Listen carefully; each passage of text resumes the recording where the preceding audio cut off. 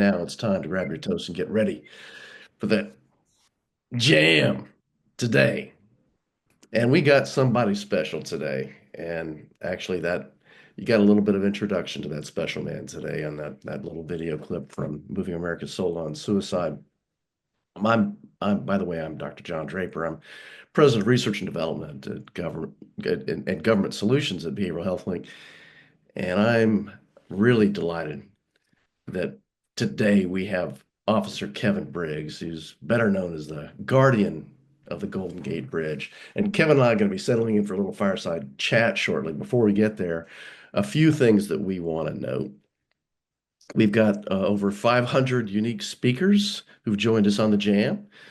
This is Kevin's first time on the Jam, so he's joined this very illustrious list, and perhaps you can too if you're not on there yet. If you have something you want to share with us, or you know someone who really has something that they want to share with us that I think that you think would be of interest to many people. We're always looking to feature new voices and fresh perspectives. So if you're someone you know has some program news or anything else, you just come forward and let us know and throw your hat in the ring.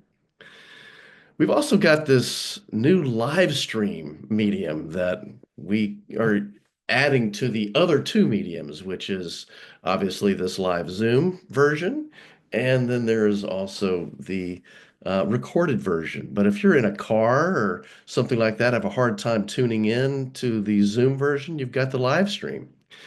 So we've got a lot of, you can go to Crisis, actually talk what is it? It's talk.crisisnow.com, which actually I've got bookmarked, so I don't have to remember that. But you need to check that out if you want to get any of the resources that as well as see any of old uh, the old shows that you've not seen. We were just talking about that earlier, that there's many shows that we have that we need to catch up on. And last week we had a terrific show with Dr. Morgan Shields, who was talking about some amazing reforms in inpatient care. And you can see this new color-coded, if you can take a look at the key here, what you'll see is that for different codes, the yellow version is it's a traditional version of Crisis Jam, but the orange ones are the fireside chats, the blue ones are the live and on location, and of course the purple ones are the debates. We're trying to create a lot more engagement and excitement on here, including those Crisis Jam debates. And we've got some Crisis Jam debates to look forward to coming very shortly. And just next week, we've got mobile crisis should always be dispatched by local 988 to be argued by the affirmative by Justin Chase from Solari and Preston Looper, who many of you know is a well-known consultant in mobile crisis and also co-author of the national survey along with Matthew Goldman on mobile crisis services. There's another debate soon after that one that we can look forward to on May 14th. That debate is going to be about all states should enact a legislation that includes a 988 fee. Now, NAMI and NASHMA put together a wonderful model bill for all states to be passing a 988. So naturally, Hannah Weslowski from NAMI is going to be arguing in the affirmative, and Tom Betlock is not going to be saying it's a bad idea to do the 988 fee, but he's going to talk about all the other ways in which we can fund 988 if we can't get to the fee. Now, we've got these live on location events that we're very excited about, and we saw this one that was incredible at the Huntsman Mental Health Institute. Just knocked my socks off. But that is just the beginning. We have a lot more to look forward to. Um, Specifically, there's going to be another warm blanket kind of presentation in Columbus. It's happening on June 4th. Another outstanding global model for a crisis receiving facility is being stood up and is going to be open in June. And right before they start receiving guests, they're going to receive us as guests in their living room. And David and I believe Jonathan Thomas is going to be your tour guides on that very special event. Again, these are really world-class facilities, so it's an exciting thing. And as we've known for years, setting up these facilities in many neighborhoods has been not in my neighborhood. We are turning that on its ear right now because instead we are saying, no, our communities are going to be warm blankets for these individuals. We're going to welcome them and have these beautiful, welcoming facilities for them and their families. Now let's stroll into our lived experience library, David. I mean, now this started with William Styron's Darkness Visible.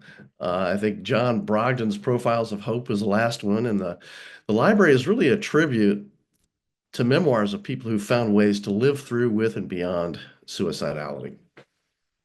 So again, if hey, by the way, if any of you seen the episode, Netflix documentary episode 4, there's a Boston Red Sox outfielder, Jaron Duran, who just talked about his suicide attempt during a very dark period of the 2022 season. It was very moving, and again, is a beacon of hope. His story is yet another story of hope and recovery, and turning towards hope.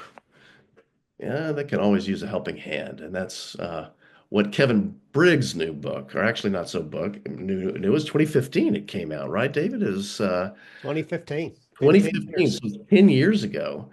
And I'll be curious if any of his insights have changed since then. But David, do you want to preview or review any of that with Kevin right now? Yeah, and John, you guys are going to be doing the fireside chat, so I'm just going to take a minute with Kevin on the Guardian of the Golden Gate.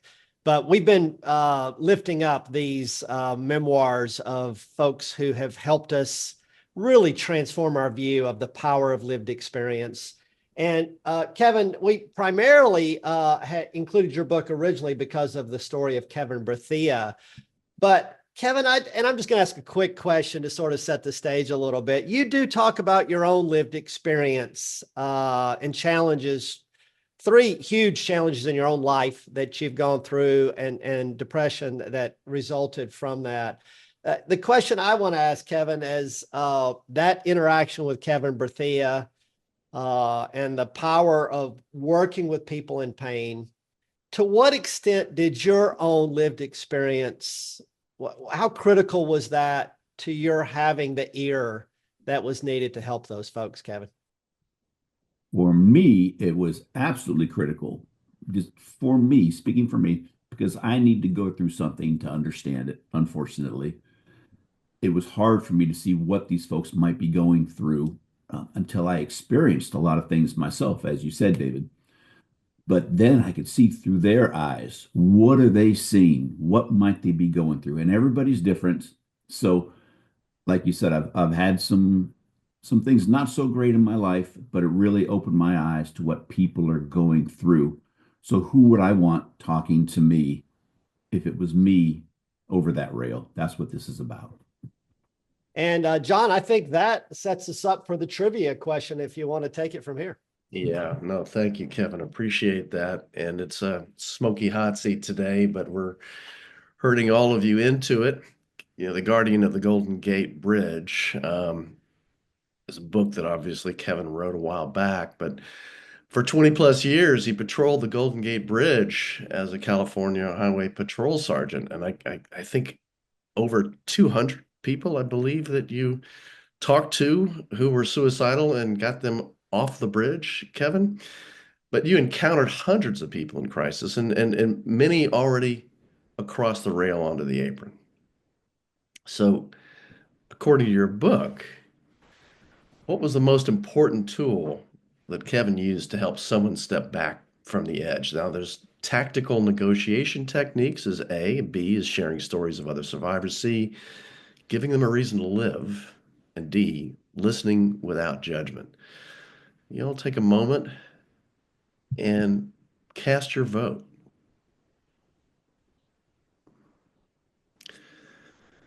We were talking with Kevin about this beforehand. Excuse me. David asked him, you think you can answer this, Kevin? He said, I might give a different answer today than I might have 10 years ago, which is interesting. Things change. Yeah. So, All right. John, the results are mostly in. Karen, if we want to show them. Yeah, let's take a look at them. Oh, yeah. So everyone says, not everyone, but just about everybody says listening without judgment. But Kevin, you said, I might have a different answer. What would you might say today? I'm thinking reason, purpose, and hope, a reason to continue on and Helping them work find. that out together. Yes, Something not for me to provide to them, but for them to think about and provide themselves to go, well, that is right, because they forget about things sometimes in these moments of crisis. right, right. And Kevin, I'm gonna invite you over to the fireside in just a little bit, and we're gonna start chatting. But I think we need to just talk about this little news segment here, which is really interesting. Michigan had invested $56 million in crisis stabilization to launch 13 crisis stabilization units across the state. It's a major step towards improving our access to urgent mental health and substance use care in that state. This initiative aims to reduce emergency room overcrowding and prevent unnecessary jail bookings, and also provide quicker access to life-saving care. The effort features the leadership from Dr. Deb Peinels, who many of you all know here on Crisis Jam, and she's a nationally recognized expert in crisis systems. So check that out. There's a link in the chat. Take a look at that.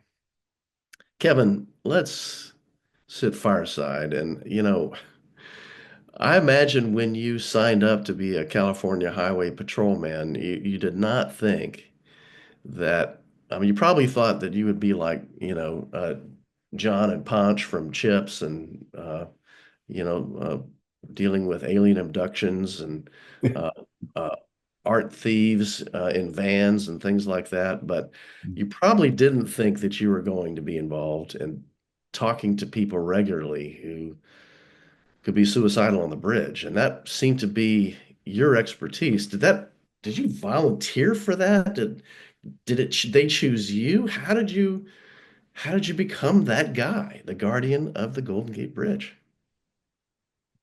No, sir, I had no idea what I was stepping into going onto that bridge. The Marin County area of the California Highway Patrol handles the Golden Gate Bridge. The bridge connects Marin County to San Francisco. And when I went to Marin, I really didn't know why people didn't want to work on the bridge. And it's not just the bridge, it's those surrounding areas and all of that. Found out really quick because of the suicide attempts down there. I would handle 4 to 6 cases a month, not just people over the rail, but on the sidewalks or in their car, anything around that Golden Gate Bridge. And John, like you said, I had no training whatsoever. I had no clue of what I was stepping into, what to say, what to not say. It's kind of on the backs of those folks that I learned the majority of this craft, unfortunately. But it was very much a learning curve, and just the look in their eyes is what really drove me to want to do negotiations and to learn this. Yeah, this work, I think, chooses us, Kevin. I mean, you probably found things in you that you weren't even aware of. And you talk a lot about how important it is to listen with understanding. And I don't know who taught you that, but that is a skill too. Do you want to talk about how you learned about that? Yes, it's about putting everything else aside when I'm up there or whatever that may be, or any high-end conversation, putting everything else aside, limiting distractions. The bridge is probably the worst place for this. If anybody has had the opportunity to walk on there, it's very, very loud. We don't stop the cars. It's very windy. The bridge is extremely cold. One of the worst places ever to have one of these types of conversations. But the fact is that here it is, to try to listen to folks, to really be there for them, and it just makes the world a difference. Mind you, we do lose some, but the majority of the people that we get the chance to talk to, they do come back over that rail. Kevin, I know that again, listening is key, and that's what that trivia question was just focusing on. But still, you got to open the conversation. I mean, that is there a hook? Is there something that you might say that you kind of go-to phrase, for example, that you just said, I'm going to use this with everybody because it seems to work. Yeah, there's a few different things actually. I do this solo, and it's not because it's the Kevin Briggs show, he's the hero. No, if I can't make a connection, I'm going to get somebody else. But what I have learned and what I do is I walk up and I stay 15, 20 feet back and I raise my right hand. Hi, I'm Kevin. Is it okay if I come up and talk with you for a while? I'm just opening the door, empowering them. They see my uniform. They think I'm just going to come up and try to grab them. That's a whole nother issue I'd be happy to talk about.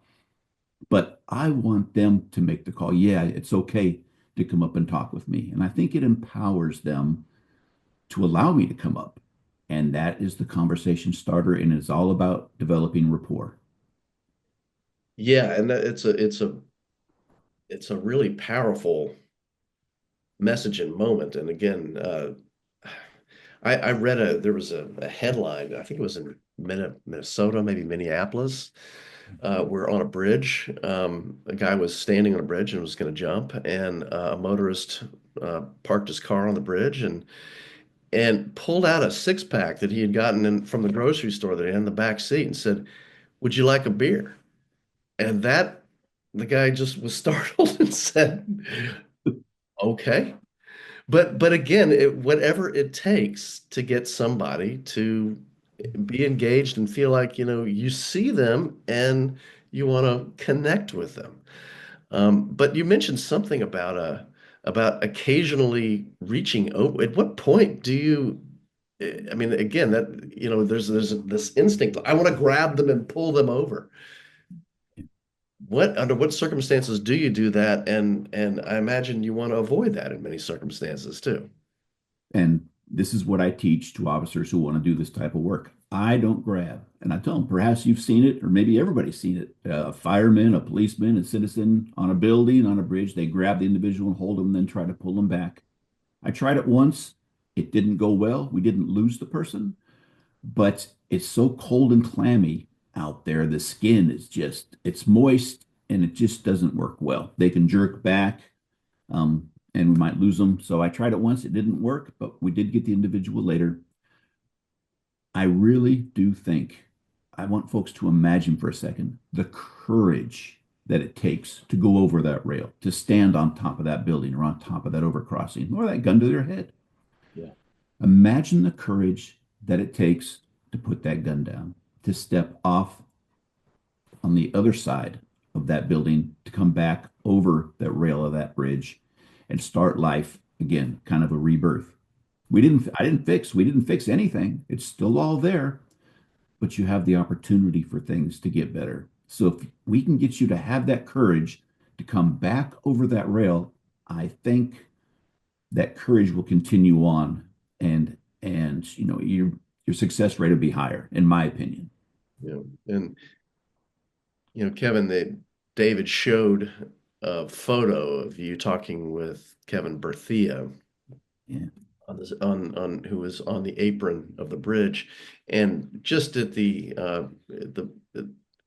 the precipice of the beginning of the jam, they showed a video clip from the Moving America's Soul on Suicide of your conversation with Kevin, which lasted 92 minutes. And you were talking about just, the brittle and challenging conditions. And you held him with your voice for 92 minutes. Can you talk about what happened there? Yeah. So if you've seen the photo, I will tell you a lot of the times I was kneeling down trying to get to eye level, but he was looking down the majority of the time. So it didn't really work for me that well. But with this, as long as he was talking, that was fantastic. And I would give him open-ended questions. So he wanted to talk. Yeah. But what he wasn't looking for was somebody to tell him what he should have done, Yeah. anything along those lines. But by being there, well, Kev, have you tried this? Was another way I put some things, but really to listen and then help him find that reason, purpose, and hope to continue on. Those are the big ones. So it takes time. And we did have silence, and I'm okay with silence. I would much rather have quiet than somebody say, you're going to be fine. Everything's going to be good for you. We don't know that. Yeah. So that silence is okay. Yeah. Sometimes folks are just looking for somebody to be there with them. That can make all the difference in the world. Yeah, Kevin, so much of what you do, though it is very tactile and very present and very physical on so many levels, the work that you're doing with individuals face to face. But on crisis hotlines, obviously very similar, is that there's not a lot of jobs where people, um, you know, when you show up to your job, and you work with a customer who has a gun potentially to their head and says, "I want to kill myself" in that moment. So it's a hugely challenging moment for the individual who's trying to collaborate with somebody who is in that moment of desperation and despair. And I you mentioned the reason for living issue, and that is, when Dr. Madeline Gould did her research on the Lifeline and what worked, and specifically why was it that people who are trained in assist did better than people who were not trained on assist? One of the main reasons was that they were able to talk about the reasons for living, and they got the person to talk about that. So that is part of the art, but it seems to be a life-saving art and something that we need to teach. So, Kevin, could you talk a little bit about how you led Kevin to find those reasons for living? Because often they can't find them in that. Yeah. So we talk about the past sometimes. Can you tell me about a happier time in the past to get their mind going and to see them smile a little bit, Mm, out of maybe even away from this right now, what's going on? So a happier time in the past. And then also, why do they think they can't go back to that? Just to get them to think about that. If you did come back over today, what are some things that you might like to do? What were some goals that you have? A purpose. And I have seen it to where people even forget about family members. They forgot about their kids. They're so wrapped up in this moment that the rest of their mind is completely blank. So I want to shed light on that. And sometimes it's the really small things. I had a guy, it was his pet goldfish that actually got him to come back over because there are folks when they come up to this bridge, sometimes it's a spur of the moment thing. And there's some neat studies about that they go over and they're not thinking about anything else. So I asked this gentleman, sir, if you jump today, who's going to feed your goldfish? Because they're not thinking about tomorrow. yeah, And it was fascinating. He actually came back over because of this goldfish, but he had been down and out for decades. Alcohol, drug abuse, was not under the influence at the time, but he had just had enough. But his goldfish, that was his only friend in the world. So he came back over because of a goldfish. We looking for hooks. What are our hooks with this? With Kevin, it was his kid. So yeah, we focused on that. I focused on that. yeah. I feel sure his goldfish was glad to see him too, Kevin. Yes. No, you reconnected. I mean, look, you had what was somewhat like 200 folks that you talked off the bridge or engaged them, kept them from killing themselves. And you probably didn't reconnect with many of them. How is it that you reconnected with Kevin? Yep. I was invited out to New York City with the American Foundation for Suicide Prevention to receive a Lifesavers Award. And I didn't want to fly all the way out to New York City, and I didn't want an award. There's other folks that do the same work. So they called me, I think, 3 times, and I kept saying, telling them no. Then they called my commander, my captain, and guess what?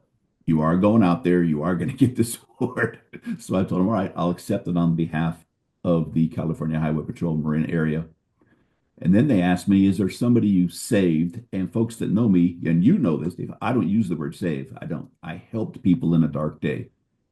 But they kept bugging me about it. And I don't follow up with folks because I don't want to be a trigger for sight, smell, sound, anything like that. I'm thinking it's the day they want to forget. Yeah. But I had a note from Kevin's mother that she had written to me a couple of weeks after the incident.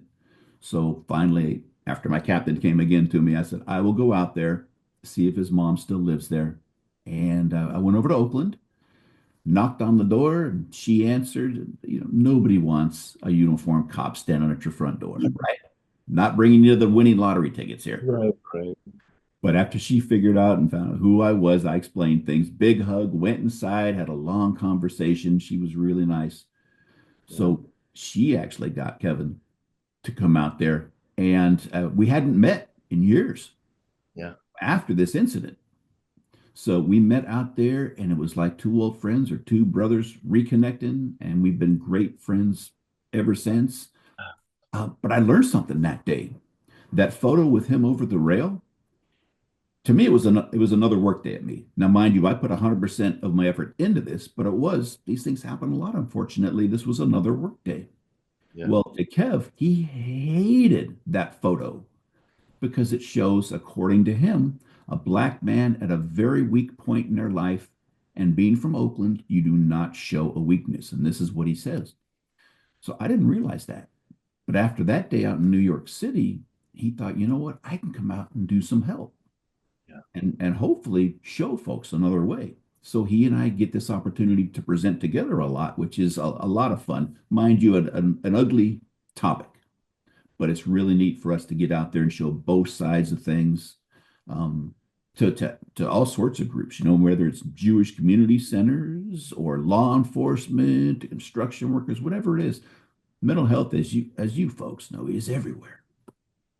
That's an extraordinary tour that you all are doing. And I mean to have, as you mentioned, both sides of that, the experience of being in such despair. So Kevin gets to talk to the people I imagine in the room who might relate quietly to what he's going through in that moment.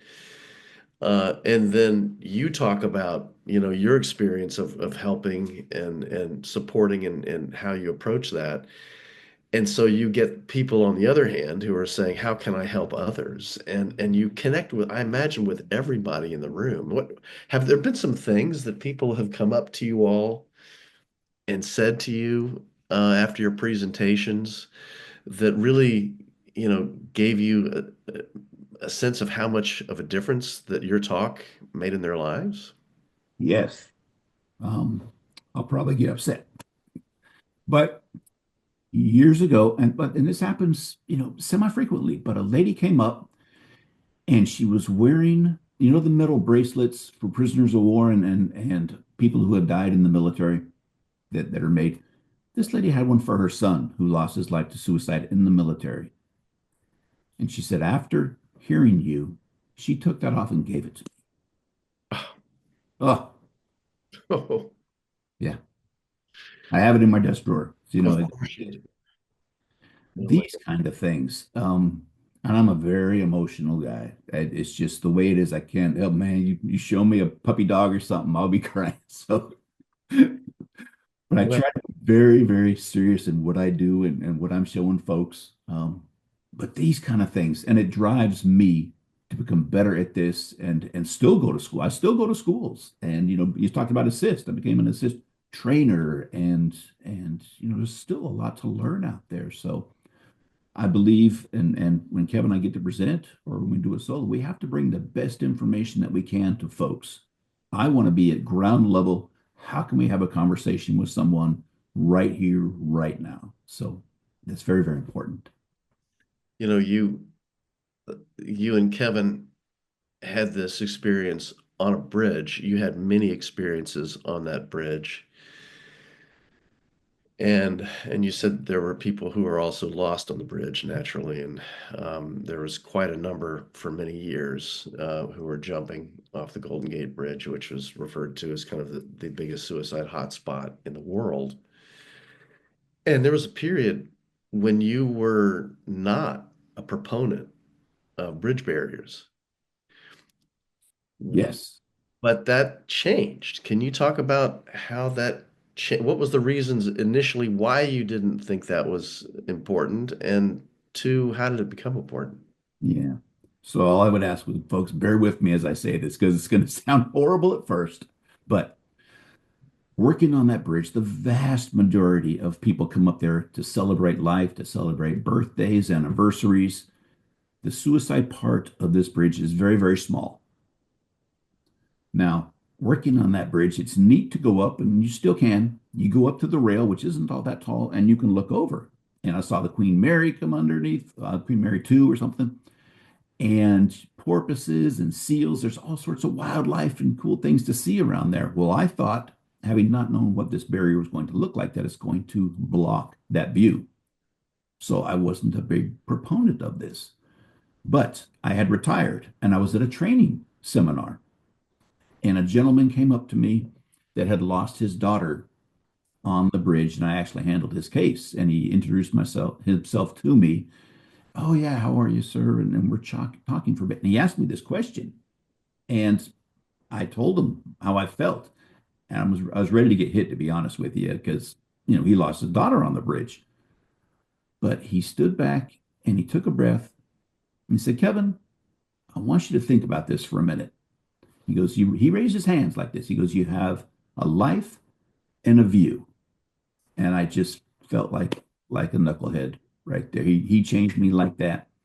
Um, and I know, and I explained to folks, I haven't lost a loved one on that bridge. I know the tragedies. I see it, and I see it in the people. And I've spoken with the parents and made notifications to parents who have lost kids. But that was my view. But boy, it changed like that. You're not alone. I mean, the two biggest reasons cited for not putting up bridge barriers are cost and sometimes in related to weather conditions and view, beauty. And there was a huge debate in Coronado Bridge in Southern California, beautiful bridge, and they're all beautiful bridges. All the hot spots tend to be beautiful bridges. So that becomes the challenge is like, well, but as we have seen with the Golden Gate Bridge, they solve the problem. There is no view obstruction at all. And now you have a monument, not just to beauty at the Golden Gate Bridge, but a monument to compassion with the bridge barrier, the net. Well, I know that you were aware of the documentary, The Bridge, Yes. and which was famously filmed. Um, it famously filmed several Golden Gate Bridge suicide jumps over a year to promote the need to act in many ways. It was a very controversial film. Some have cited it as kind of the key turning point in the some 80 years of debate around the Golden Gate Bridge. What's your estimation of its impact, and how did you feel about it at the time? I'll be very, very honest with you, John. I didn't like it. I still don't like it. If anybody has ever lost someone to suicide, a family member, anything like that, I don't like it at all. And this is a fact. If the folks want to know, there's numbers after he Yeah, showed that film, the numbers on the Golden Gate Bridge went up dramatically and continued to stay up for a long time.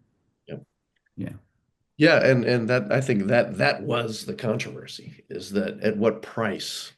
Yes, you're sending a message, but you're also sending a message that this is very fatal, and some people were looking to kill themselves. And so, yes, there were a number of copycats, but now they've got the barrier up, and it is. Um, I recently read a study where it's not quite zero, but darn near. Is that right? I mean, it's Yes. We used to average around 30 a year and take off a couple of hundred people for mental health evaluations. yeah, And now I believe it was eight confirmed for last year, which is eight is way too many, but it's still way lower than typical. And I believe this year, up to date, there's been two confirmed. yeah, But it's yeah, still, it's a lot better than what it used to be. yeah. Yeah, Kevin, we can't construct barriers, bridge barriers around all of our loved ones who could be suicidal. We can do that on bridges, but not in with people. And I think one of the things that's so important, what you do and what your story has modeled for us, is that everybody can do something that can prevent suicide. And are there a few parting words that you want to offer some folks here in terms of how to, I mean, you establish meaningful connection with strangers, um, in terms of establishing connections with people that we love, who we're concerned about. Suggestions that you might have of what to say and what to do that would help. Yeah. But watch folks. How are they doing? Talk, behavior, and mood. What has changed in them? Are they going through a lot? Are they isolating themselves, not only in their house, but in their room? What's their mood like now? Are they talking about being in unbearable pain? If you're going to have a conversation with someone, make sure that you go somewhere quiet. I would say that they are comfortable, not in a coffee shop or somewhere, because if they're going to break down, you want them to allow them to have that opportunity. So where they are comfortable, everything is about them. Don't compare your situations. I happen to have a lot of stuff going on, unfortunately, but remember, it's not about us. It is about them. Let them know that you are there for them. 24 hours a day, they can call you. Maybe you can't pick up right then, but you will as soon as you can. Let them know they are not alone in going through this. That's a big one, is folks feel so alone, stuffed in a corner all by themselves. So have some numbers with you. The 988, I've heard of that one. Have the numbers with you. The kids, we know adolescents don't like to call a lot. My boys are only going to call me when they want money, right? They're going to text all the time, though. So 741-741 crisis Trying text to say line. your money doesn't save their lives, Kevin. Woo. you know, I know when it's called. Okay, either they crashed or it's a money thing or something. So be there for the folks and try not to have a barrier between you, a table, anything like that. Have a little bit of distance. You don't have to be right up on them, but try to have that open space between you. That's a big one. So this is just the starter kit of this. Kevin, you are such a gift, and I think everybody here is feeling that. I mean, the warmth, the empathy, the wisdom, the presence, some call it the ministry of presence that you offer. I can see how it can make a difference in giving people some hope when they're feeling nothing but despair. Thank you so much for everything you're doing, but I want to turn over to our roundtable. We got an awesome roundtable with us today. Many of you know our old friend Tanja Miles, who's author, veteran, CEO of Huntsman Mental Health Institute, and founder of Set Free Indeed Ministry. Stephanie Hepburn, we know and love Stephanie as the editor-in-chief of Crisis Talk. So, Tanja, you want to start? Well, I mean, thank you as always for, me being a part of this crisis jam. I mean, what a great topic to talk about. Officer Briggs, he's amazing. And of course, Kevin, his story is incredible. And it just really, makes me feel well. Thank you. Thank you very much. Human beings come together. Um, and, normally we think law enforcement are not there to protect, only that protect and serve. But he was there to serve in a capacity that helped, change his life. So I'm just excited. Tanja, you have been through some harrowing times too, and I love what you were just saying is that we don't often see people in uniform as friendly, compassionate individuals who can help us when we're feeling emotionally in despair. Um, but you've had experiences that have helped you understand what an officer should do or shouldn't do. But have you had officers that worked with you and was like, and as a peer, what was said to you by somebody that you thought made a difference? So, I've had several experience. I mean, my background is as being a military police. Law enforcement is a military police, and so, I love those 9 years of being a military police. So I definitely know that aspect. I also know the aspect of training police officers in CRT training about de-escalation and, putting a face when it comes to someone who's having a mental health diagnosis. I've been in a place where I had to have my mom picked up by the sheriff department, back in the day and what that looked like. And when, we got the coroner to, do a PEC on her. And when they came and got her, they had to put her in handcuffs and put her in the back of a police car. And I remember how traumatizing that was for me.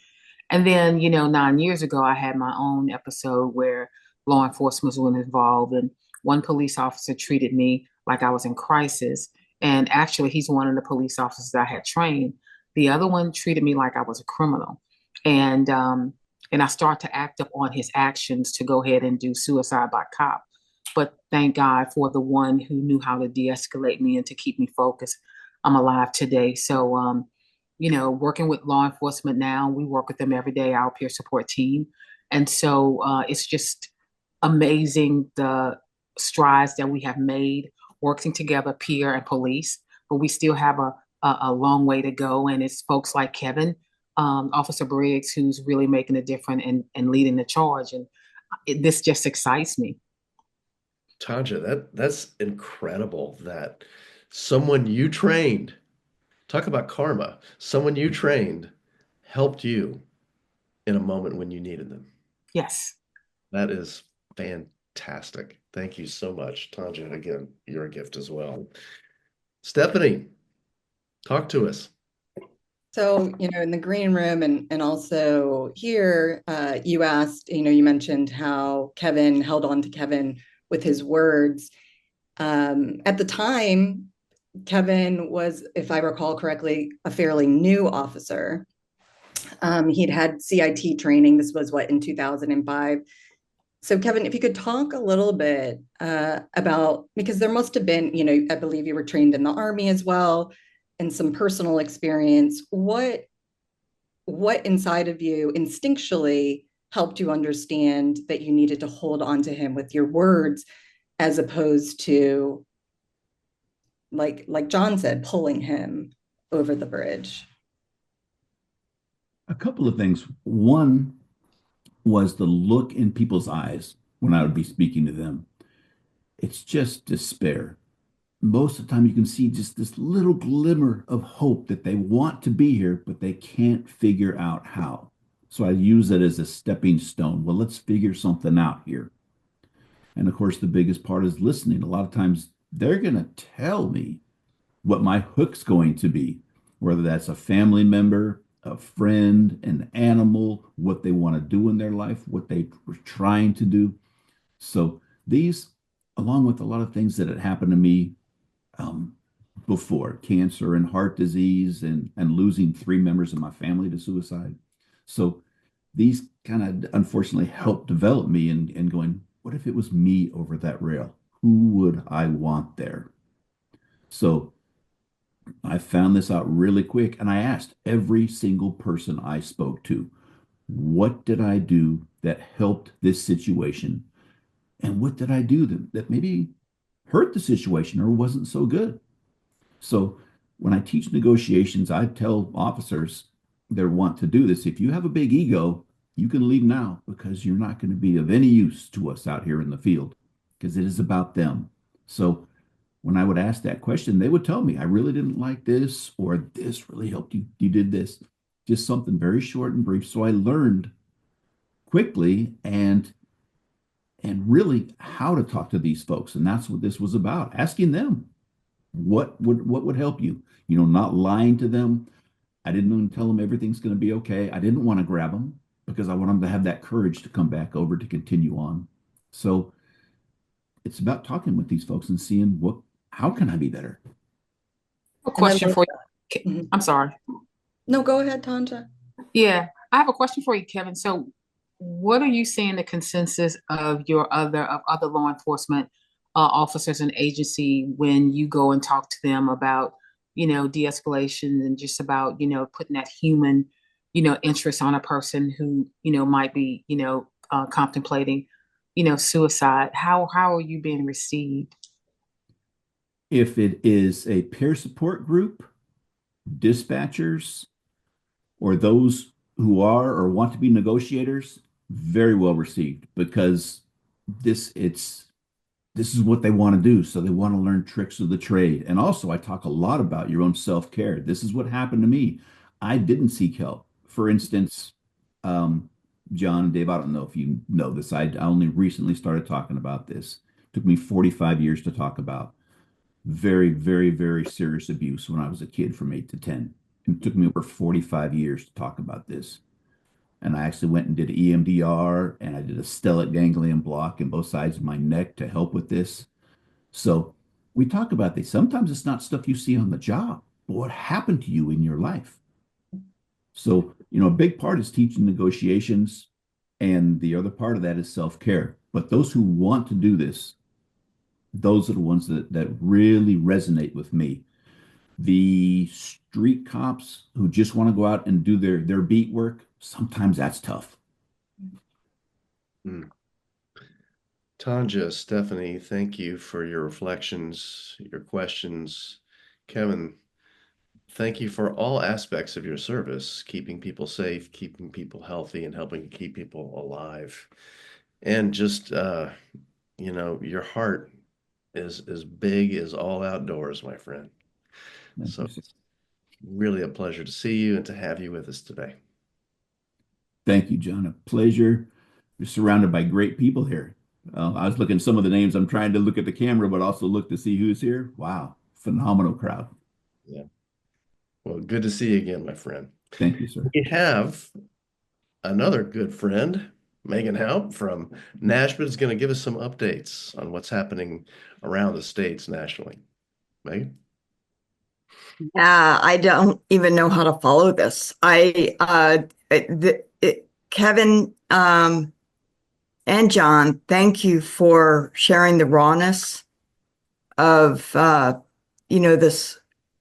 crossroads and the courage of living, and it's just so incredibly moving. And Stephanie and Tanja, thank you. Again, this has been incredibly enlightening and moving. And what I wanted to talk about was setting the stage for the April 23rd Crisis Jam. And in a very similar way, the courage of helping another and connecting with another. The April 23rd Crisis Jam is going to be Olivia Stein and her colleague to talk about the work they do at Deaf Lead. And Deaf Lead is for people who use ASL, and it's a video phone service for crisis care. And the incredible hub that they provide to people who are deaf and want to use ASL. Now, one of the reasons, it's not just like, hey, I want to use ASL. It's when somebody is on their worst day that they get to communicate in their language. It is very difficult to communicate in a second language. If, it'd be like me, and I don't know Spanish, trying to communicate how upset I am in Spanish. So and even the danger of having a video relay service, getting an interpreter that is not trained in crisis, that person not trained in crisis can't even necessarily get an address from the person who is deaf to then communicate it to somebody who is hearing. It's very difficult to have a third person communicating for somebody in crisis. So this is direct services. They have saved lives. This is so huge for the deaf community, huge. And what we hope to do is really connect states to this service to ensure that Deaf Lead has state information in case somebody needs a higher level of care. On top of it, when NASHBID talks to states about deaf services, invariably, number one, it's not talked a lot about. And people and states feel alone in how do I help people who are deaf and hard of hearing? Even if the number is small, the implications are large for not being able to serve in a proper way. And in an appropriate way.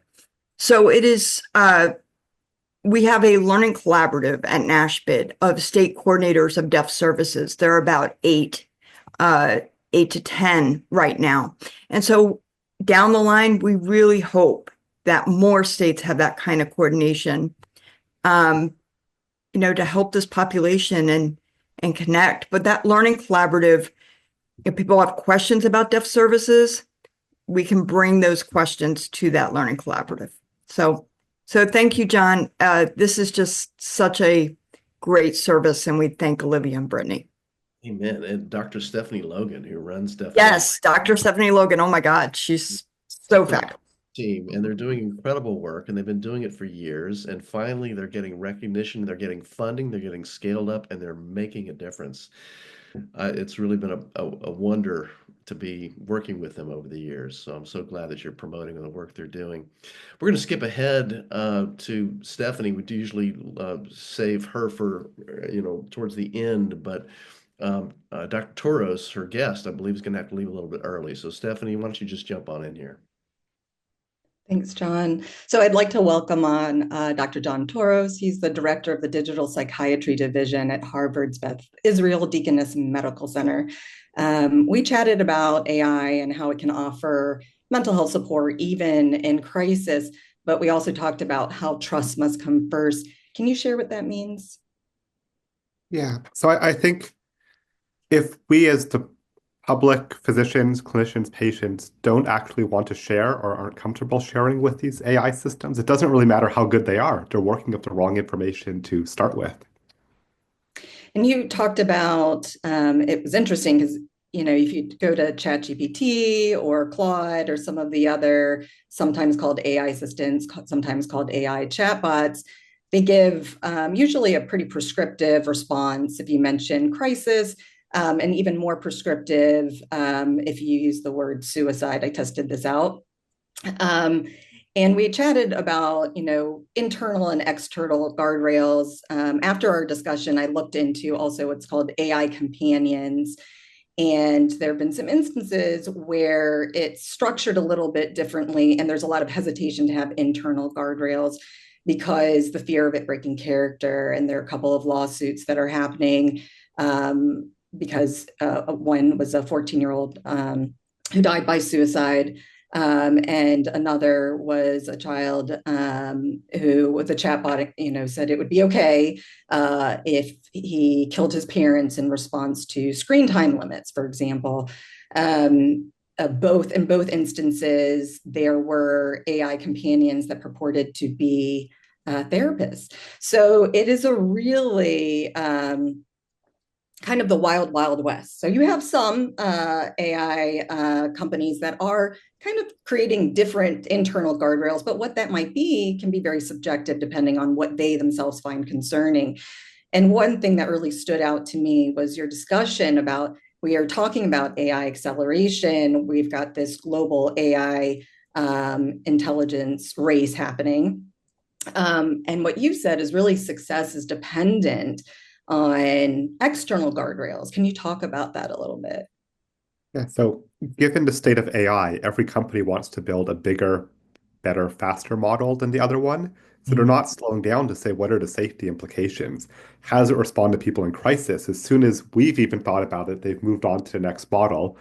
And I think we can tell for the next 2 years that race is going to continue. And I think that means we have to be very careful and explicit to help think about what those safety guidelines are going to be, because they're not going to come from the companies developing the model. They simply can't to stay in business and doing what they're doing. And we're seeing the newest models from Meta or Llama. Someone will even say, I'm a therapist and here's my medical record number. So again, in character, but they're getting really tricky to go with. And I think as a field, we have to realize there is a role for them. We're not here to say we're going to put our heads in the sands, but I think we have to begin to build explicit safety tools, standards, and education that can be a little bit more timeless than ChatGPT 2, 3, 4. They're moving so quickly, we can't tie it to one product or one of these models.